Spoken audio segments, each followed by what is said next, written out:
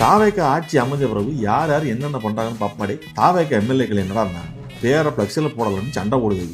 நான் தான் முதல்ல ரிப்பன் கட் பண்ணுன்னு பஞ்சாயத்து பண்றதுன்னு குடும்பி பிடி போடுதாவும். இன்னொரு குறிப்பு, ஜனநாயகம் படத்தை பாக்குறதுக்கு லீவ் கொடுக்குன்னு கேட்டுட்டு இருக்கு. அமைச்சர்கள் என்ன பண்றாங்கன்னா பவுடர் தட்டி உரியுது. பழனி கோயில 100 கோடி இடத்த ஆட்டை போடுது. ஆய்வு பண்ற பேர்ல ரீல்ஸ் எடுத்து போடுது. ஊருக்கே டிரான்ஸ்பர் நிப்பாட்டி வச்சிருக்கப்போ ஊட்டமாக்கு மட்டும் டிரான்ஸ்பர் போட்டுட்டு எந்த ஒரு இடமாறுதலும் பணி உயர்வும் கூடாதுன்னு சொல்லிட்டு சென்னை உயர்நீதிமன்றம் தலையிட்டினால் எல்லாத்தையும் நிறுத்தி வச்சிருக்குது.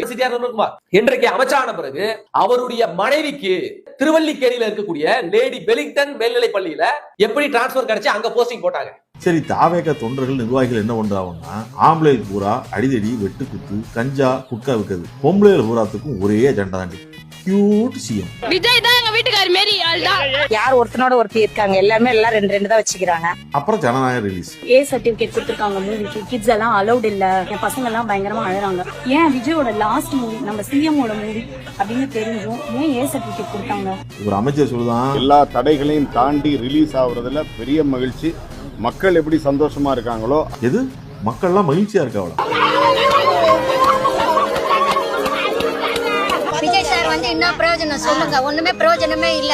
எங்களுக்கு எப்பவுமே 5000 வரும், இந்த வாட்டி 8000 விஜய் வந்ததுக்கு அப்புறம் இப்ப கொஞ்சம் அதிகமா அது நடக்குது. இனி இப்படிதாண்டே இதோட வாழ பழகிடுங்க.